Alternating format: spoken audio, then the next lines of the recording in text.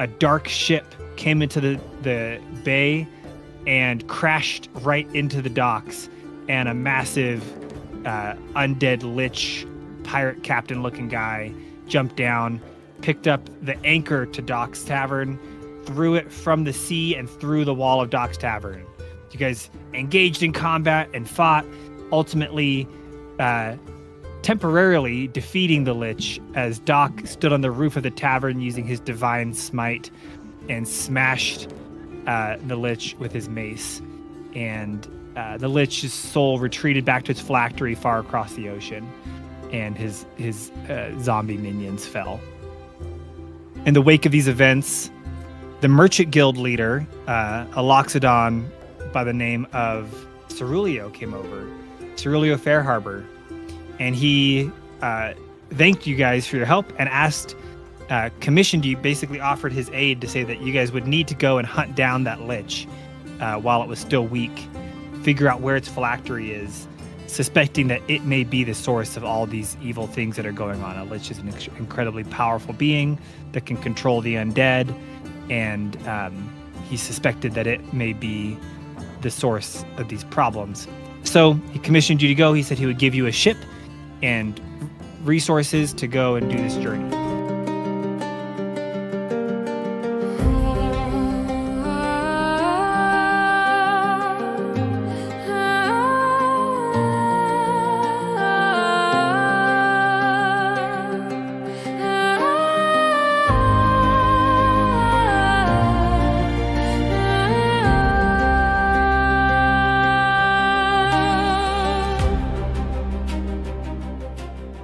Way to go and vanquish this force of evil.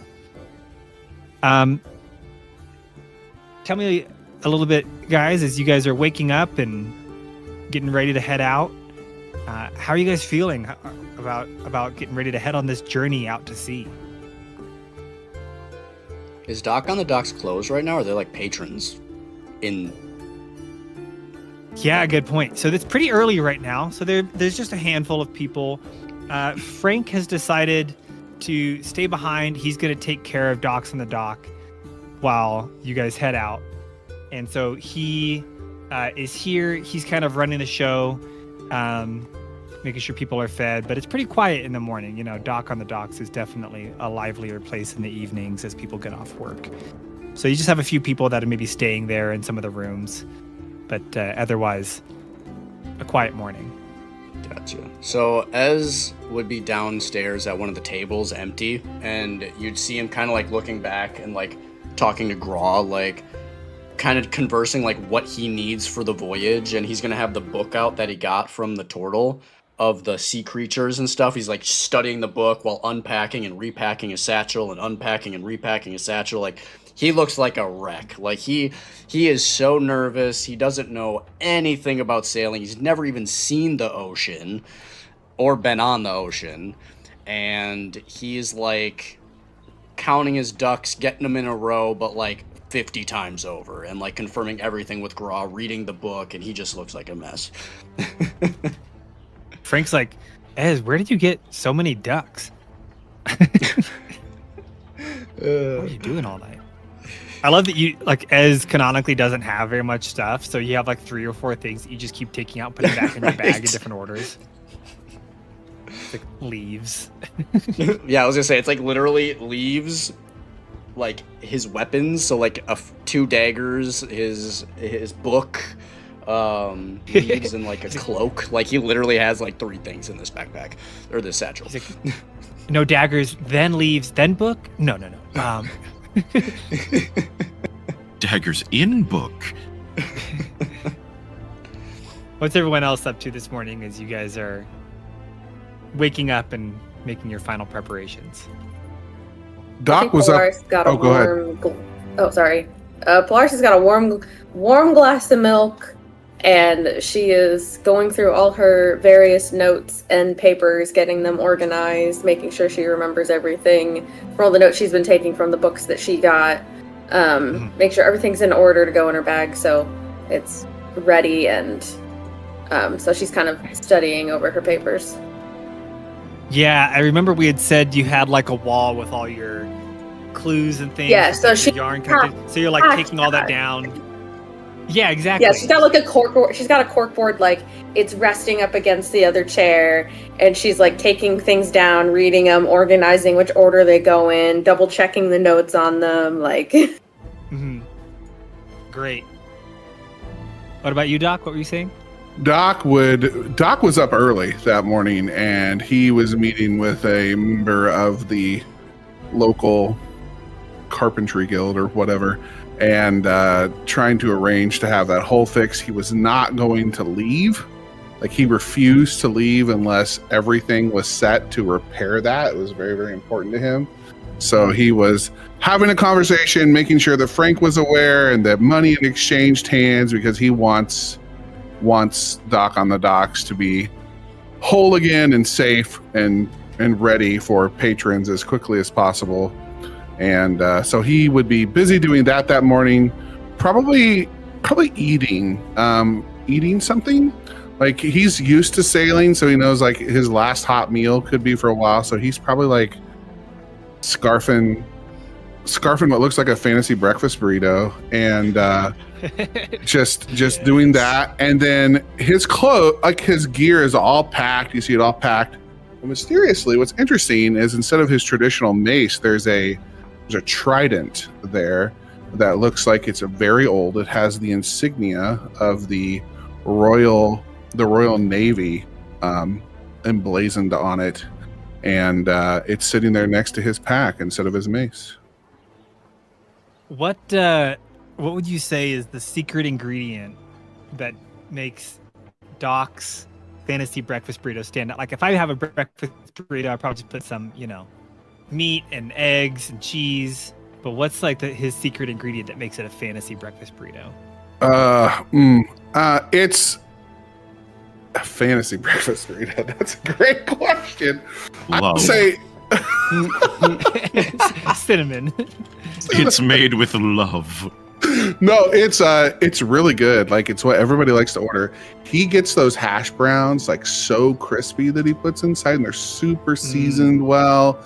And just you've got the egg and like everything's soft, but then you get that crunch on the inside, and everybody likes the texture. It's the texture of that burrito. Yeah, I love that.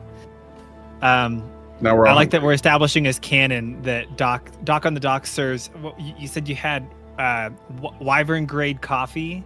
Mm-hmm. We're starting to build out your menu. You've got wyvern grade coffee. We're gonna have to pretty soon. I'm gonna have to make a breakfast menu burritos. for us to pull up. Is what I'm gonna have to do. We're gonna have to make a genuine Doc on the Docks menu that we can pull up. Food and drink D&D stream. I'm commissioning you to dragon fire oven. Yeah, I'm commissioning you to.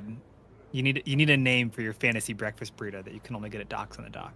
Okay, I'll think about that. Great, I love that. Yeah, not to be lost in the shuffle there. Yeah, your trusty trident that you used during your many years sailing in a former life that you'd use for catching fish and protecting your men. You've taken that out. And it sounds like, if I heard you right, it's maybe been probably not, I don't know, rusty per se, but it's dusty. It's been back in the back of a closet, untouched for a long time. So you've taken that out and kind of polished it and cleaned it, and just kind of reflecting on the realities of what it means to be picking this back up and feeling the heft of it in your hands as you're holding it for the first time in maybe decades since the last time you used it. Definitely. Great. What's Ghana up to this morning? Ghana, like every morning, says his prayers to Ayun, meditates, trying to commune with the Wild Mother, and trying to figure out what it is that he needs from them, what assistance he needs from them for the day, as player decides which spells to take for the day. Mm-hmm. And I was thinking about this the other day. I forget why I was watching it. I think maybe I was on a flight, but I was remembering, I don't know if you guys have seen Fantastic Beasts and Where to Find Them, but in that he has his like suitcase that he can go into, and it's like his like little portable house that has this whole world inside. I was like, oh, this is like Ghana. He's got his little world that he can go into, and this little house that he like hangs out in that's inside, that no one else sees. Great. So you guys are kind of making your preparations, and again, Cerulio comes in and he's excitedly, kindly, warmly looking at you guys, and as you guys kind of all slowly collect in the main room in the tavern, he points out the door and says, I trust that you guys will care for her well. This is my finest sailing vessel that I have. Not a large vessel. I figure, it's only going to be a handful of you. As I count, I think, let's see, we've got you, Doc. I see you, Polaris, Ghana, Ez. Who are you guys bringing anybody with you on this voyage? Gra is coming along, so is 5 people total. Sorry. Are we bringing the flying Polaris meatball? Polaris is looking around trying to see if she can find almost called him Butterball. Butterbeard. Looks like a butterball. Yeah. Looking around, you see Butterbeard is on the ship, excitedly. He's like tying off some rope, and he's like looking at you like a little bit like just hoping that maybe if he's just on the ship already, that means you'll let him go on this voyage with you guys, and that you won't make him stay behind. Polaris is gonna say it's 6. We got Butterbeard.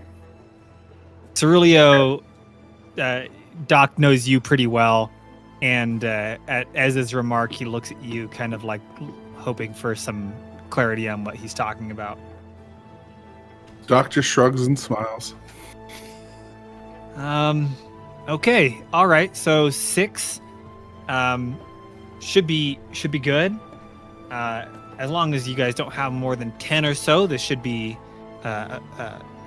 plenty enough room, and with more than 5, it should be enough people to manage a ship of this scale. Great. Well, as you guys know, it's about a 2-week voyage from here to Velkoran. So this time of year, we're anticipating relatively smooth sailing. We've asked all of our best cartographers and navigators, and none of them predict any major storms coming. We talked to Father Orm and Mother Worm, and they, through their divination, didn't predict anything. So it should be a smooth travels over the next couple of weeks to get to the Velkoran Islands, and from there,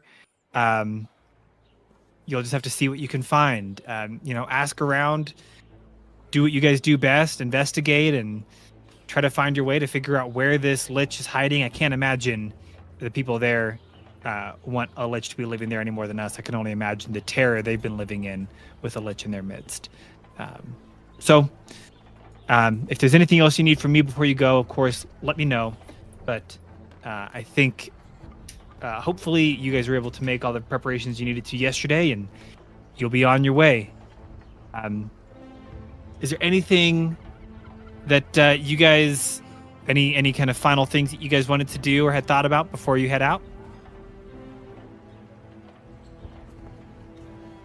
Nope. Okay. Great. It's a little bit of a, I don't want to say retcon, but when Ghana was getting ready in the morning for his spells, Ghana, would you have been in like the kind of gathering area where everybody was, or would you have been like in your room or something? Do we even have rooms? Yeah. Yeah, everyone has a room in the tavern upstairs. Okay, I wasn't sure if we were currently living there while it is under construction. Yeah. Just The one wall. hole, It was a it's little fine. bit, just one large hole. It was a little bit Little breezier sawdust and here a and little there. bit more noisy, but yeah. Yeah, probably prayers and meditation would be done in his room. Okay. If he had one. Then never mind. Okay, so you guys board your ship and you set sail. And, Doc, probably you're feeling some of those old familiar kind of muscle memory things start coming back to you, and remembering how to guide the crew, and everyone else. You guys are with varying levels of expertise able to help. As you've mentioned, this is new to you, so you're probably relying pretty heavily on the instruction of Doc. Wow. Yeah, like when he was getting on the ship, like he's like a cat, like with the paw, like testing the ship, and then like slowly like getting on, like grabbing things as like it moves, and he's just not having a good time. Ghana, you've been out to sea before, and you know the sea pretty well, so you're probably a little bit more comfortable and maybe a little bit more helpful. So you guys now have a couple of weeks where you're going to be, as you set sail, you're going to be out here. And I think the way that I want to handle this is each of you will get to choose what you want to spend your time doing during those couple of weeks. So examples of things that you might want to do. Maybe you want to spend a majority of your time studying the books that you got, and that could give you advantage on knowledge of undead or about engineering or history. You could spend your time building camaraderie with Butterbeard and one another, which could give you an advantage on maybe charisma throws in the future. Maybe doing some personal training, which could yield some temporary bonuses to attack or health. What kind of things do you guys want to spend your time doing over this next couple of weeks as you guys are sailing across the sea?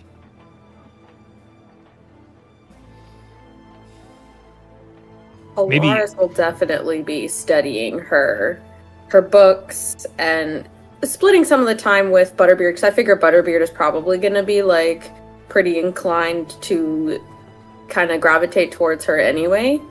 Mm-hmm. So yeah, when Butterbeard isn't trying to butter himself up over next to her, she'll be like studying her books. Great. Okay. Which books do you want to spend I think you had gotten a book about, I'm trying to remember, undead, knowledge of the undead, and then you also had a book about so she got warforged things. She got an artificing book, Engineering for Dummies, an undead book, So You Think You Might Be Undead, and then a large tome by a journalist on the history of PortoLuce. Okay. So I think she would spend the most time on the artificer book and the history book. Okay. And then the undead book would probably, because of the silliness of the title, would almost be like her before she goes to bed read. Okay, great. So yeah, I think with that, you will get advantage on rolls when it comes to knowledge of undead. So when you're, if you're in a situation where you're trying to use maybe a history check about things that would hurt undead, or, how they will act, you have advantage in that situation. And then when you're reading this history book, what you learn about is that when Crespont was founded by twin Loxodon siblings, Luce and Vespra. Before that, it had been this very chaotic, just disparate tribes all throughout. Very little is known about it. There wasn't any recorded history from before then. It's just known that it was violent and chaotic, and they had come and they had, through the means of some kind of ancient magic, the details of which have been mostly lost to history as far as anybody knows. They managed to unify these tribes, kind of subdue this chaos, and create a unified nation, which is now known as the Nation of Crespont. And in doing so, they had established some powerful magic, and the people of Crespont had built these massive statues in their honor at the mouth of this primary bay that brings in all of the travelers and trade into Crespont. So on the left side is the statue of Vespra, on the right side is the statue of Luce. And people who live here have always known that since then, Crespont has thrived under this sort of dual leadership. Just like with Vespra and Luce, it's always been this sort of one of the siblings has been a little bit more practical and hardened and wise, focused on, labor and trade and strategy and things like that, while they've been balanced by a sibling like Luce was originally, who's more diplomatic and outgoing and extroverted, and that would be the person who's throwing great balls and bringing in diplomats from other countries, and is known for kind of being the light in the life of the kingdom and making everyone feel seen and loved. And that balance has been known ever since their original establishment of the kingdom. And it's part of why recent years have felt so strange, is because, as you all know, and maybe as a reminder, the current king, is alone. His parents and brother were killed when he was just a boy, and there was an attack on the royal home, and he was the lone survivor. And so he has been ruling since he was just a teenager, as a Loxodon leader, and it's always just felt kind of strange because it's the first time in the history of Crespont that they've not had that dual leadership. So those statues stand at the mouth of the bay, massive Loxodons, and they each hold a gem in their hands, which were established during the lifetime of Luce and Vespra, and have created a powerful ward that have kept anyone with ill intent, any evil creatures, from invading the mouth of the bay. In recorded history, this is the only time that someone has been able to damage or steal them, and someone has been able to invade in this way. And then I think as you study your book about engineering and artificer things, I think that will help kind of start to sort of metaphorically till the soil of being able to, in the future, start to learn some of the practical skills that they have, and potentially start incorporating that into your abilities. What about everyone else? What are you guys doing during these couple of weeks of travel? Ghana would want to do a few things. One, he'd want to talk with Doc again because, he came to his tavern to talk about the cube that he found, and then, he showed it to him, and then we just got sidetracked with stuff. Oh, right. Yep. As I recall, and correct me if I'm wrong, the cube, the writing on it that you've been able to decipher, had alluded to something called the tide beneath the tide, and some kind of ancient chaotic thing that it warned not to allow to be reawakened. And then when you had brought it to Doc, you guys had a shared vision of some kind of, my recollection is some kind of spectral, terrifying anomaly kind of rising out of the ocean. Is that right? Can you maybe remind me what you recall of what that? I don't even remember the tide below the tide thing. I showed it to him. He told me that it was. That was during your ancient. Your session 0, like when you first got found it. Yeah. But yeah, he basically he showed it to Doc, and then we had the shared vision about this place that we're going. And then someone came in and was like, "There's a changeling here to see you." Right. Yes. Okay. Do you want to take some time to talk to Doc about that? Go ahead. Where would he find Doc?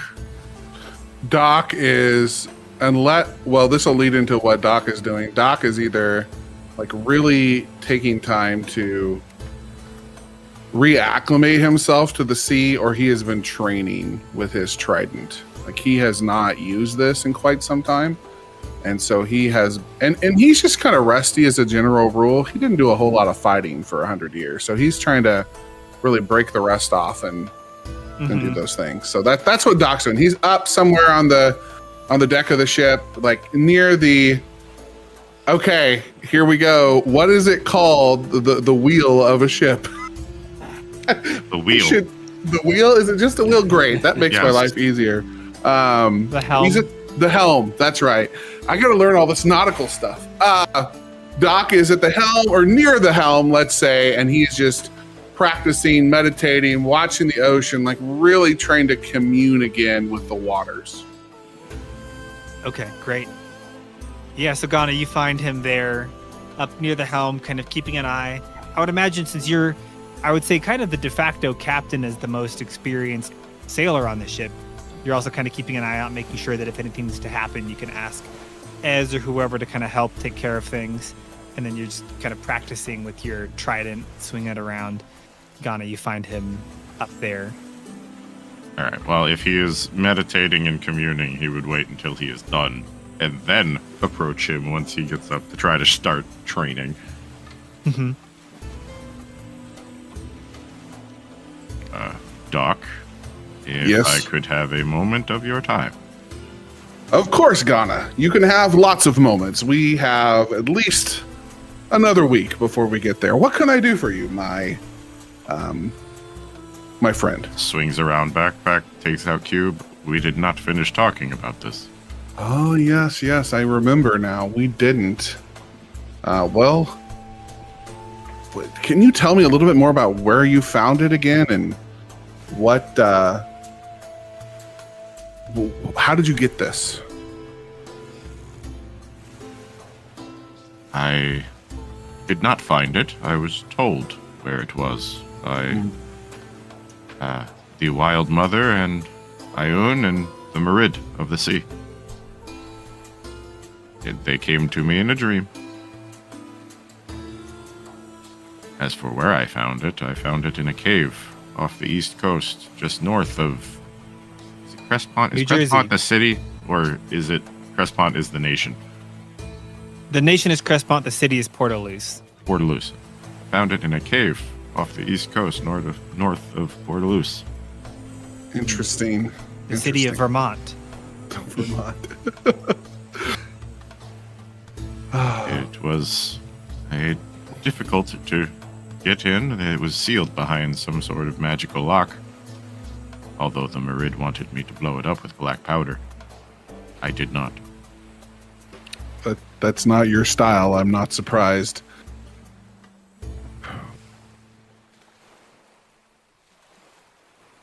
I told you about the creature that was guarding it. It was being controlled by a fungus or growth. It did not want to attack me, but it did. I think Doc would take that cube again and just kind of roll it around in his hands and look at it and glance over to Ghana a few times and he would say, I remember the vision distinctly. And frankly, we are literally doing what it asked us to do. It said to explore, head to the Velkoran Islands. This has all happened so fast. We've just gotten pulled into this mess. But we need I don't to know. Find someone who can read the cube. That's a good plan. Maybe when we get down there, we can find someone who would have a better idea than us. I would also keep an eye on it, see how it might react to anything going on down there. This all seems to be connected in one way or another.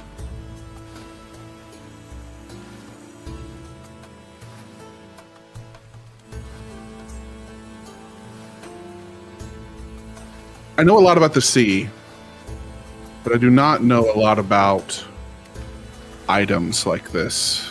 Ghana, I'm a sailor at the end of the day. I don't even barely believe in whatever it is that I'm following. I don't really know. But like anybody who comes to the tavern, I make them the promise. If I can't figure it out, we'll find somebody who can help you on the next step of the journey. So I will make you that same exact promise. We'll figure this out together, or we'll find somebody who can help us. And that's all I know to do. He nods his head. He goes, well, until we can find someone, I think that we should keep this in a place that we will not risk losing it. Here, hold this, as he hands you the ring. Doc takes the ring. Ghana closes his eyes and vanishes. After a couple seconds, he then reappears, this time without the cube. Doc just looking at this ring now, and he says, I can't figure out Grawl, but I think you can tell me, what exactly is this? It's a relic bestowed upon me by the Merid. Much as genies have a vessel, as do I. Doc hands him the ring back. I think you should hold on to it. I cannot go into it while holding it. Oh. It must be held by a trusted companion. Well, then Doc puts it on his finger.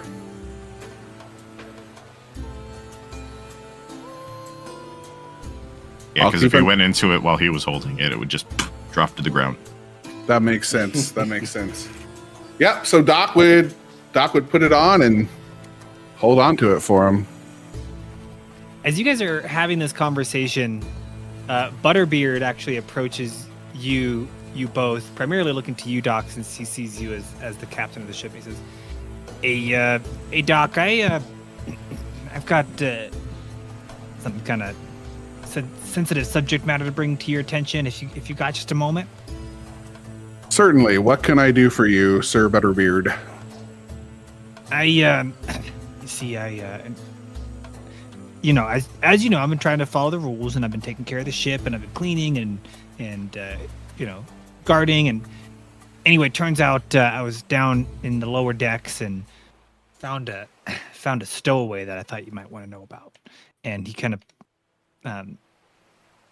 he's like, as you can see, and he points to his left, and there's no one there. He's like, sorry, hold on. He flies back down the steps, and you hear someone kind of struggling, and comes back, kind of, he's like, you know, flying with his little wings, and he's pulling them by the scruff of their neck, like by their collar, and he brings them up the steps in front of you. And says, "Here you go. This is who I was talking about. I found him hiding in some of the cargo down below. Don't know where they came from, and just thought you guys might want to know." But in front of you, you see what looks to be a very pretty but old Aarakocra woman, a parrot Aarakocra. I'll throw just kind of a quick reference image in Owlbear if you want to show that. Kind of pirate-looking parrot Aarakocra, but you would guess maybe Aarakocras don't show age quite the same way that humans do, but you know, based on what you guys understand, she looks to be maybe 70 or 80 years old, definitely older. And so she's there on the ground in front of you and looks kind of frustrated and annoyed at Butterbeard, and looks at you and says, "Look, I just needed safe passage to Velkoran. I wasn't trying to hurt nobody. I just needed a safe way to get home. Don't mind me. I won't bother anybody. I hardly eat anything. I just eat worms and bugs and things termites, things that you wouldn't want anyway. And and the rats and the stuff. So don't mind me. I'll just make my way back to the cellar of the ship or whatever you call it, and you won't have to see hide nor hair of me. I'll keep to myself. Are Aarakocra smaller people? Are they bird-sized people? Or No, Aarakocra are basically humanoid scale. So she's, being an old woman and a parrot, she's probably just about, 5 feet tall. So she's not like super tall or anything, but she's the size of a regular human. Okay.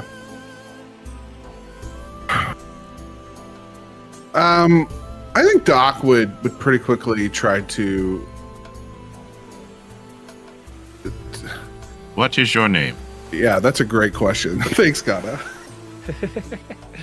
She looks a little bit sheepish, a little bit like not super interested in giving you all of her personal information, but she just says, my name's Rusty. Rusty Scram. You can call me, just call me Rusty for short. Why were you in PortoLuce if your home is in Velkoran? I found myself in PortoLuce at just on a journey that I was on, and I was just doing some trading and some, I'm a merchant, and but people who brought me there refused to take me back home, and so I found myself stuck there for a number of years, and it's hard to raise enough money to get passage back to Velkoran, and especially recently, no one seems to want to make that voyage, and so I've been stuck there, and I knew you guys were heading that way, and took the opportunity to get back home. How much does it cost to travel from PortoLuce to Velkoran? As he's looking at Doc. She's like, well, honestly, in the past while, nobody except for the most daring have been willing to even make that voyage. It's mostly been one-way voyages because people trying to go back have been getting attacked by these ghasts and ghouls, as they say. So, anyway, it costs a fair bit of gold to get a passage on those kinds of ships, and I don't have that. Doc would kind of look this woman over, and I think he would just say, well, you wanted passage on this ship? Then you'll work. Things need cleaned. Battens need hatched. Ropes need tied off. Welcome to the crew. You'll be watched very, very closely, but I see no reason to cause problem. This is what we did with stowaways. This is what I do with stowaways. I make them work for me. Yes, well, I will do my best. What would you like me to do for now? I'll try to get right to it and keep myself out of your hair. What do you need? I think Tell Doc. us about Velkoran. Yeah. Well, it's an interesting place. For many, many years, we had a great chief, leader, and as many as you may know, just a few decades ago, he was usurped by our new leader. He just puts up like one finger, looks at Butterbeard. Can you go fetch Polaris? So Polaris joins you guys, and Ez, or do you still have Ez taking care of some tasks around the ship?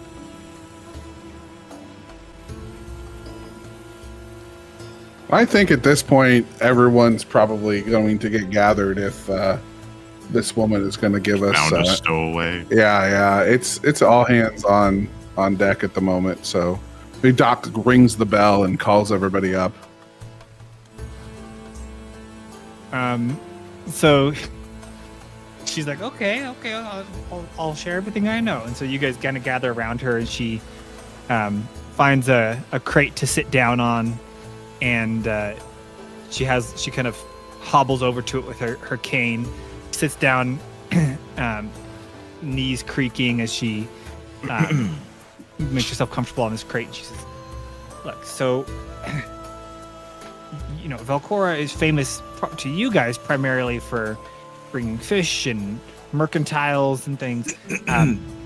People who live there know it's primarily filled with sea elves and tritons and fish people of various kinds, and a handful of Aarakocra parrots and seagulls and things like myself. But in the past, we had our great high chief, and everyone really liked him. But it's been a few decades since he was usurped in a violent uprising by our new high sovereign Vethris, and he's a Triton, and he's known to rule with an iron fist, and a lot of people, really, really respect him and think that he's really great and have appreciated the military prowess that he has brought us. And others have been a little bit more wary of him.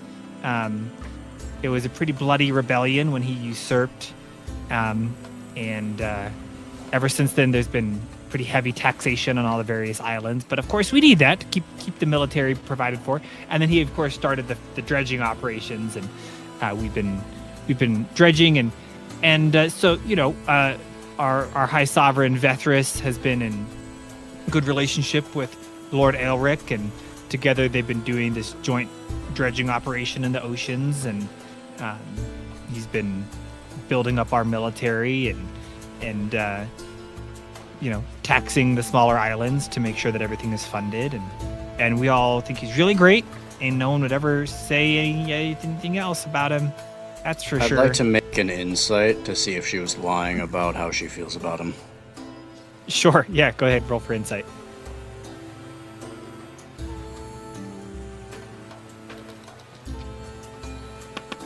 11.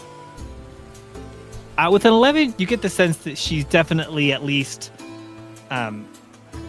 she barely knows you guys, so she's not being fully transparent, fully candid about her feelings. As is But gonna you don't get kind the of sense that she's lying per se. She's just being a little bit. Okay. Az is gonna look cagey. back over his shoulder, look back at her, look over at Doc. Gross says she's not being fully honest. Alaris will step up at that point and start kind of talking to her about you don't have anything to worry about us. We're a crew looking for truth and for things that are good. When there are perhaps government entities that aren't in the best interest of the people, we care about the people, man. She starts just trying to use some conversation of use that journalistic thing of the people, and it's okay because truth is good, and just trying to get her more comfortable to maybe admit that she doesn't like her government. Yeah, go ahead and roll for persuasion. Or I think persuasion would be Okay. 17. 17.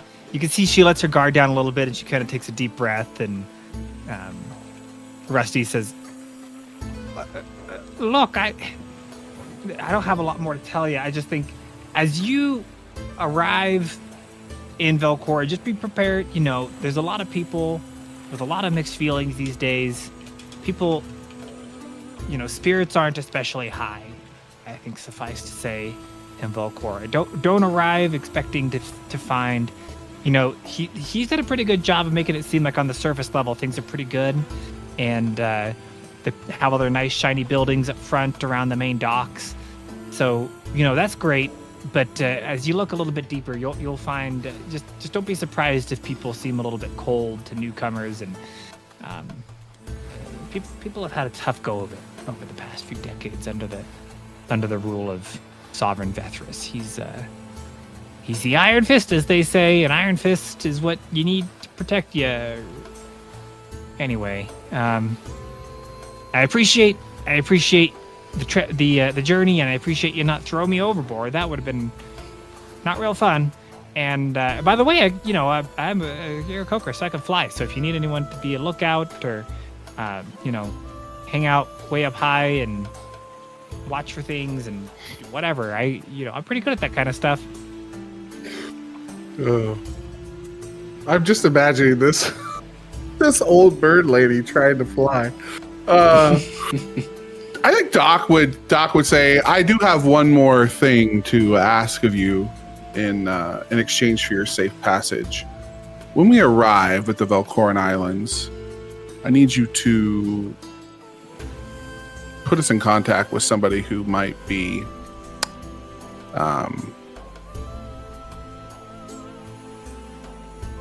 somebody trustworthy.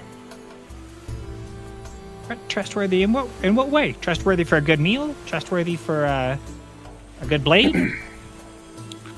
Trustworthy. Would she have known what happened to the city the day before?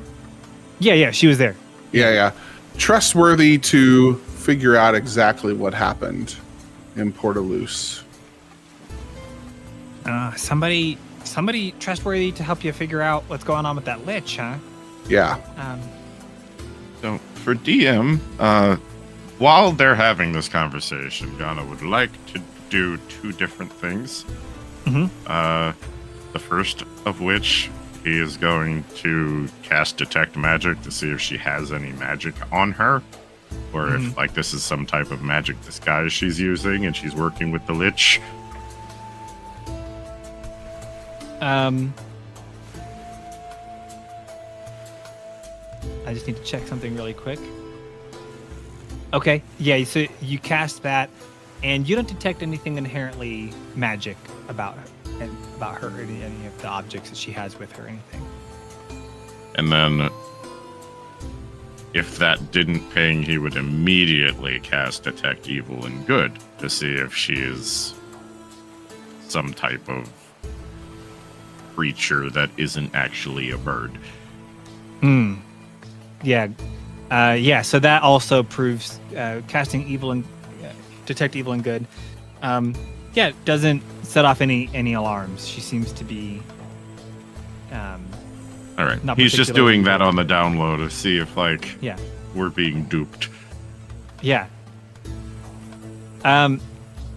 She says, "Look, I think I can do that. I think probably the person you're going to want to talk to when we get there is Wario.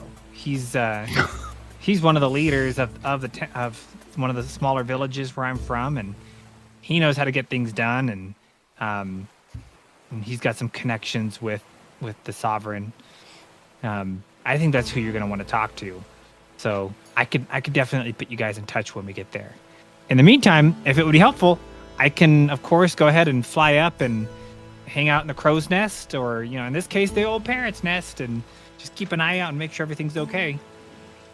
Why don't you do that? Unless you have any more questions for her, Ghana. Is the sovereign's name Waluigi?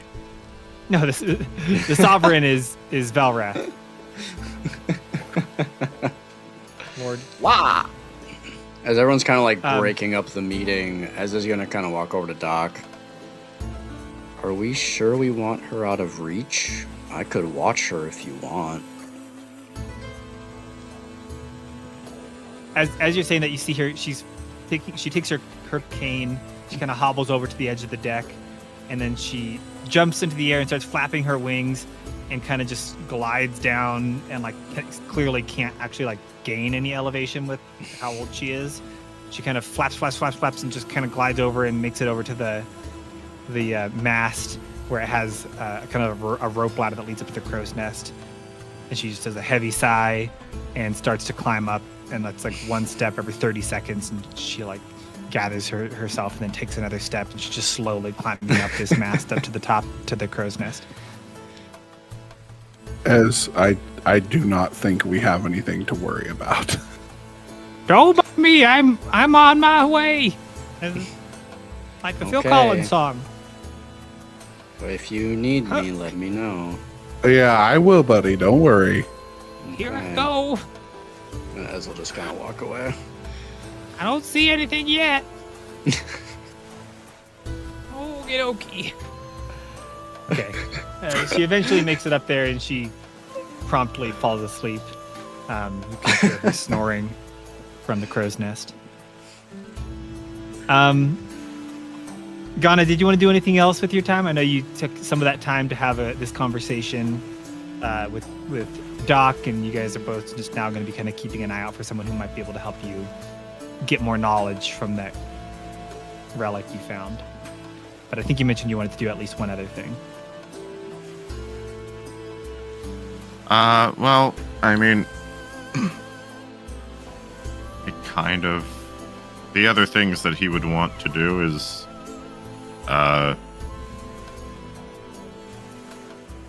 he'd make sure that everybody is fed. He's got good peanuts. Okay. They all provide 1 day's nutrition. So he'd make sure that everybody is fed.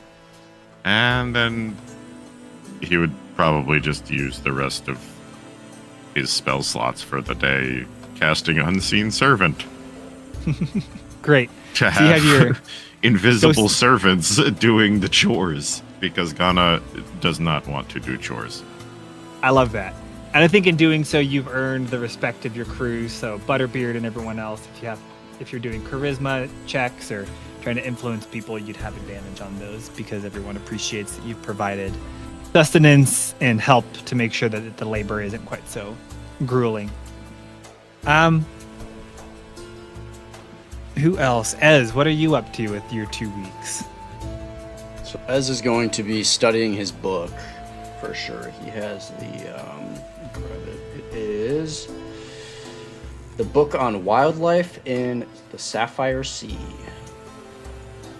Oh, right. So you're just trying to study about being at sea. Right. Which I would say as you're doing that, a and ton about the forest. He's like, I know nothing of the sea, so I want to study up on creatures here that I might want to know. yeah, great. So I would have given you disadvantage on knowledge, any roles that require knowledge of the sea, or like athletics or acrobatics checks when you're trying to do things on the boat. But as you've been on the boat longer and as you're reading this book, you're canceling that out now. So you now are more comfortable, or becoming more comfortable, as you understand the sea a little bit better, and as you spend time under Doc's direction. And I wouldn't say you're a expert at sea now, but you are at least starting to get your sea legs a bit. Anything else you want to do with your time at the sea?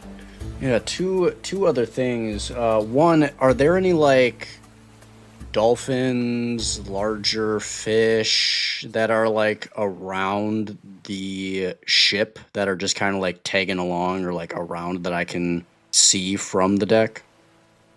I guess they don't tell me if they're like tagging along, but you see there's actually a pod of whales that are off to the side of the ship as you are now getting into kind of the latter half of your second week of sailing.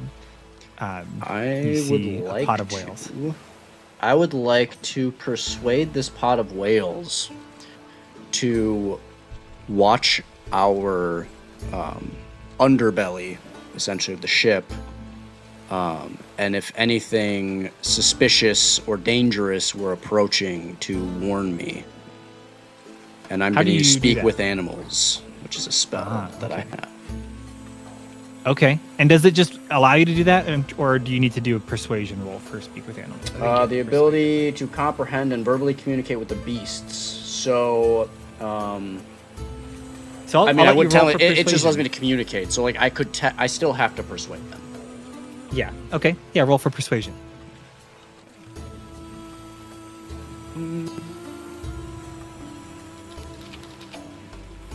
It's a 15. As starts speaking whale, and one of Ghana's ears just perk up. Yeah, it's just like in Finding Nemo. The 15? 15. Yeah, with a 15, the whales see you guys as kind of a friendly, they see you as friendly, and they agree to kind of watch out around you, and they are just kind of cruising along around you guys, keeping an eye out for anything that might come from below.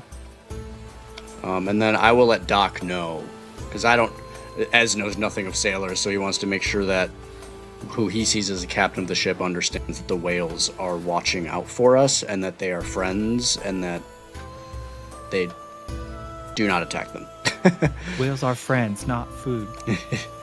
And then the other thing that Ez would do is he'd actually practice his bird pipes.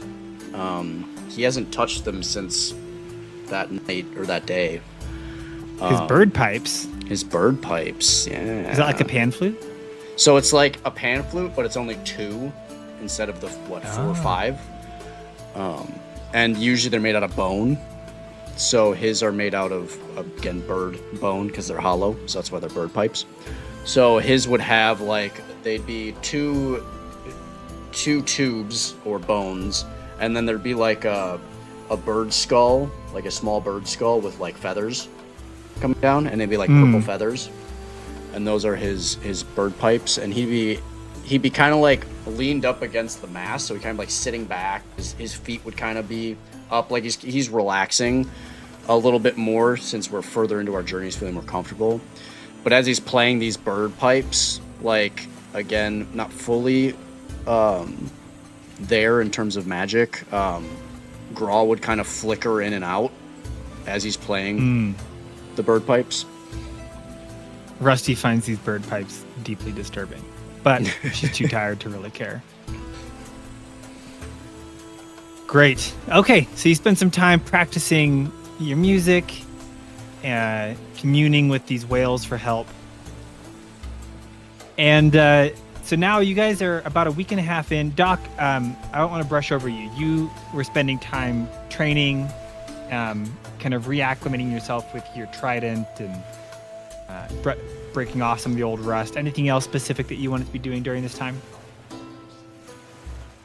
One of the things Doc is doing to the trident is he is working with a knife in his kit to actually scratch off the Royal Navy insignia, and actually trying to kind of disguise this weapon a little bit, particularly after the conversation with Rusty.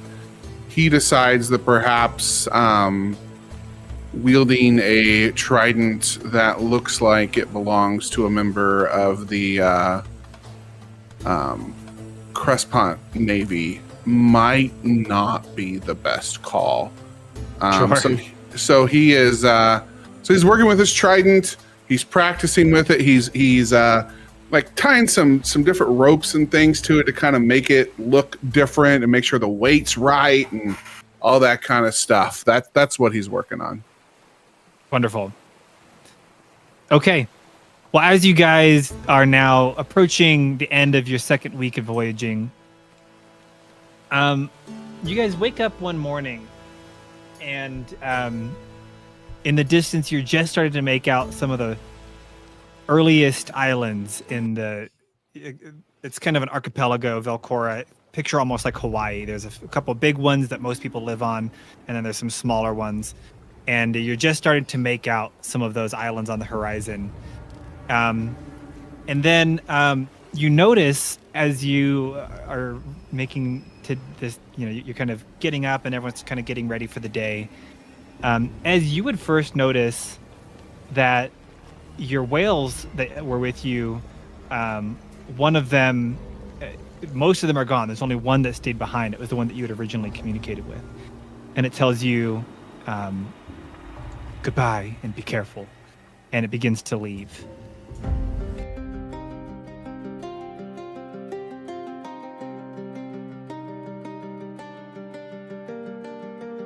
Hey guys, my name is Mark and I'm the lead pastor at Lux Digital Church. I hope you're enjoying the D&D campaign, the show today.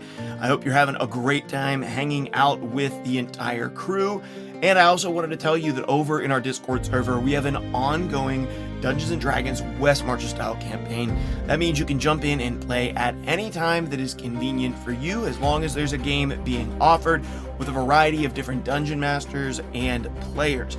We have games that are posted every single month that you can join in with, starting at level 1 and going the whole way up through level 15 in D&D in the new 2024 5th edition rules. If you're interested in joining in and playing some D&D with us, all you have to do is join our Discord server at discord.gg/luxdigitalchurch, and then go ahead and grab the D&D rule, slide down inside of the channels to the Play D&D section. You can look there and find different videos on character creation, different elements of the world that we're playing in, and then you can submit your character and jump in and adventure off of the guild board soon.